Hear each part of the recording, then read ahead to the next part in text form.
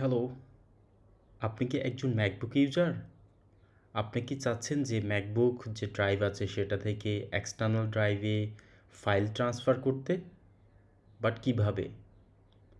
So guys, আমি সেই জিনিসটা আপনাদেরকে দেখাতে যাচ্ছি এই ভিডিওতে। প্রথমে আপনাকে যেটা করতে হবে সেটা হচ্ছে যে আমাকে যে আমার যে ড্রাইভটা আছে এক্সটার্নাল ড্রাইভ সেটা আমাকে খুঁজে বের করতে হবে। তো সেটা নরমালি হচ্ছে যে এখানে থাকার কথা। আমি যেহেতু হচ্ছে যে আমার এই ফাইলটায় ধরেন যে আমাকে কোথায় ট্রান্সফার করব, এটা ট্রান্সফার করব হচ্ছে এক্সটার্নাল ড্রাইভ। বাট আমি এক্সটার্নাল ড্রাইভটা খুঁজে পাচ্ছি না, যদিও আমি আমার যেই এক্সটার্নাল ড্রাইভটা আমার ম্যাকবুকের সাথে এক্সটার্নাল হাব দিয়ে কানেক্ট করেছি, বাট এখানে আমি দেখতে পাচ্ছি না যে এটা কোথায় আছে। ঠিক আছে, সো এটা হচ্ছে সাইড বার। এই সাইড বারের লোকেশানে এটা হচ্ছে যে আমার যে এক্সটার্নাল ড্রাইভটা সেটা দেখা যাবে। সো যেহেতু এখানে দেখতে পাচ্ছি না, তাহলে এখানে কীভাবে সাইড বারে শো করাবো সেটা আগে জানতে হবে আমাকে। ঠিক আছে, প্রথমে আমি যাব হচ্ছে যে ফাইন্ডার কি হচ্ছে সেটিং। সেটিং থেকে হচ্ছে এখানে সাইড বার দেখতে পাচ্ছেন, জেনারেল ট্যাগ সাইড বার থেকে হচ্ছে যে আমাকে এই যে এক্সটার্নাল ডিস্ক লোকেশনটা সিলেক্ট করে দিলাম। দেন হচ্ছে যে এখন দেখতে পাবো, এই যে দেখতে পাচ্ছেন লোকেশনটা দেখতে পাচ্ছি। লোকেশন আন্ডারে হচ্ছে যে আমার যেই এক্সটার্নাল ট্রান্সপারেন্ট যে ড্রাইভটা আছে দেখতে পাচ্ছি। ঠিক আছে, সো এখন নেক্সট আমি যেহেতু এটা পেয়ে গেলাম, সো আমার হচ্ছে এখন দেখব যে আমি আমার কোনো ফাইল আমি এখান থেকে ট্রান্সফার করতে পারি কি না। সো চলেন, আমি গেলাম এখানে, দেন হচ্ছে যে ডেস্কটপে গেলাম। আমি এখান থেকে এই ফাইলটা দেখি কপি করি, control C, command C, or হচ্ছে যে আমি এখানে আসলাম আমার যে এক্সটার্নাল ড্রাইভে আসলাম, দেন এখানে পেস্ট। দেখেন এখানে কিন্তু পেস্ট করার যে অপশনটা সেটা আমি দেখতেই পাচ্ছি না, এবং কমান্ড ভি দিলাম, অর্থাৎ পেস্ট করার জন্য কমান্ড আছে শর্টকাট, সেটাও কাজ করছে না। তাহলে এটার কারণটা কি? এটার কারণটা হচ্ছে, আমি সেই জিনিসটা দেখাবো আপনাদেরকে এখন। এই যে এক্সটার্নাল ড্রাইভের উপরে পয়েন্টারটা রেখে, মাউস যে পয়েন্টারটা রেখে রাইট বাটন ক্লিক করবেন, গ্যাট ইনফোতে ক্লিক করেন।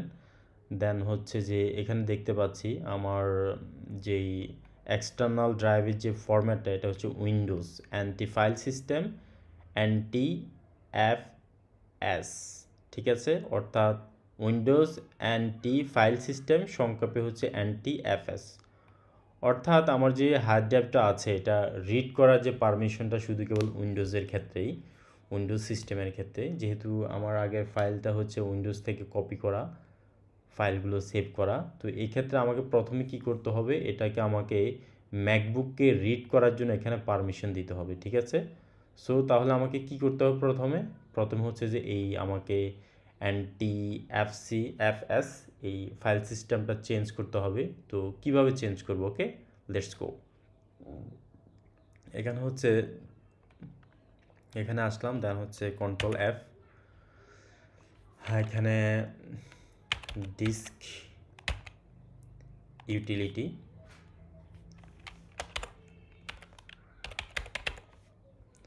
এই যে দেখতে পাচ্ছেন ডিস্ক ইউটিলিটি, এটা হচ্ছে আপনাকে সার্চ করে বের করতে পারেন, বা হচ্ছে যে এখান থেকেও বার করতে পারবেন। ডিস্ক ইউটিলিটি এখানে হচ্ছে, এখানে যাই, এখানে সার্চ করেন।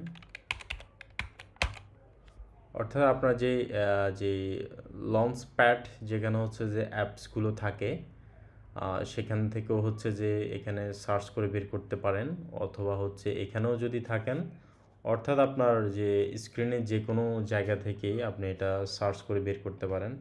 ফর এক্সাম্পল আমি আছি হচ্ছে এখানে, আপনি চাইলে এখানে সার্চ করতে পারেন ডিস্ক ইউটিলিটি, এখান থেকে বের হয়ে যাবে, এখান থেকেও পেয়ে যাচ্ছি, বা এখান থেকেও সার্চ করতে পারেন, দুইটা অপশন আছে। সো আমি এখানে ক্লিক করলাম, এটা ওপেন হলো। দেন হচ্ছে যে আমার হচ্ছে এটা হচ্ছে আমার যে ইন্টারনাল যে হার্ড ড্রাইভ সেটা, আর এটা হচ্ছে এক্সটার্নাল, এটা ক্লিক করলাম। দেন এখানে দেখতে পাচ্ছেন যে এই হচ্ছে প্রথমে আমাকে যেটা করতে হবে, এই আমার যেই ট্রান্সপারেন্ট যে হার্ড ড্রাইভ আছে এটাকে আমার প্রথমে ইরেজ করতে হবে। ইরেজ করে দেন হচ্ছে যে এটাকে আমাকে নেমটা চেঞ্জ করতে হবে। সো করার আগে একটা গুরুত্বপূর্ণ তথ্য আপনাদেরকে দিয়ে রাখি, এই ফাইলগুলো যদি আপনাদের ইম্পর্ট্যান্ট হয়ে থাকে তাহলে হচ্ছে যে এগুলা কপি করে অন্য কোথাও সেভ করে রাখবেন। আদারওয়াইজ আমরা যখন ইরেজ করব এই টোটাল হচ্ছে এটা ফরম্যাট হয়ে যাবে। সো জিনিসটা মাথায় রাখবেন। সো আমরা হচ্ছে এখন ইরেজ করব, আমার ফাইলগুলো ইম্পর্ট্যান্ট নেই কারণ হচ্ছে আমার এটা অলরেডি সেভ করা আছে আমার পিসিতে। সো আমি এখানে ক্লিক করলাম, আমি এখানে ইরেজে যাব, ইরেজ বাটন ক্লিক করলাম। ইরেজ থেকে হচ্ছে যে আমার এখন বর্তমান ফরম্যাটটা আছে উইন্ডোজের জন্য রিড করার পারমিশন দেওয়া আছে। এখানে Mac OS operating system extended, অর্থাৎ আপনি হার্ড ড্রাইভটা যদি শুধু কেবল ম্যাকবুকের ক্ষেত্রে ইউজ করেন সেক্ষেত্রে হচ্ছে যে আমরা এই যে ম্যাক ওএস এই এটা নিতে পারি। দেন হচ্ছে যে এটা যদি মাইক্রোসফট উইন্ডোজ এবং হচ্ছে ডসের জন্য ব্যবহার করতে সেক্ষেত্রে এটা। আর হচ্ছে যে সো আমি এটা হচ্ছে যে সবচেয়ে যেটা কমফর্টেবল যেটা হচ্ছে যে সব ফরম্যাটে অ্যালাউ করবে উইন্ডোজ ম্যাকবুক, সেটা হচ্ছে যে এই এক্স ফ্যাট এটা, ঠিক আছে। সো আমি এটা সিলেক্ট করে নিলাম, দেন হচ্ছে ইরেজ বাটন ক্লিক করলাম। এখন ফাইলগুলো ইরেজ হচ্ছে। সো এখানে দেখতে পাচ্ছেন এই যে green tick mark, that means আমার এটা ইরেজ হয়ে গেছে। এখন ডান। অলরেডি আমার যেই এক্সটার্নাল ফাইলটা আছে এটা ফরম্যাট হয়ে গেছে।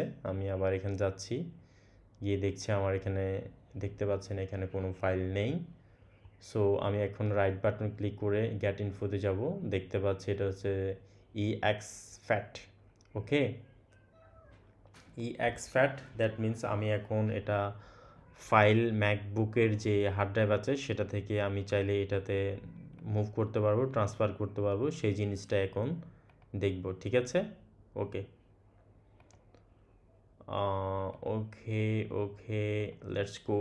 প্রথমে এখানে ক্লিক করলাম, দেন হচ্ছে আরেকটা কাজ করতে পারি, এই যে হচ্ছে আমার ডেস্কটপ থেকে এই যে ফাইলটা কপি করলাম, কপি, দেন হচ্ছে এখানে আসলাম, রাইট বাটন, এই যে পেস্ট আইটেম, অলরেডি এখন দেখতে পাচ্ছেন পেস্ট আইটেমটা চলে আসছে, পেস্ট করে ফেললাম। ওকে, আপনারা চাইলে এই Ctrl+C দিয়েও করতে পারেন, যেমন আমি এটা Ctrl+C দিলাম, দেন হচ্ছে যে Command+C, Command+V, ওকে চলে আসছে। So dear viewers, I think এই ভিডিওটা আপনাদের জন্য অনেক হেল্পফুল ছিল। আপনারা এই ভিডিওটি লাইক, কমেন্ট এবং শেয়ারের মাধ্যমে অন্যদেরকে দেখার সুযোগ করে দেবেন। So thank you so much guys.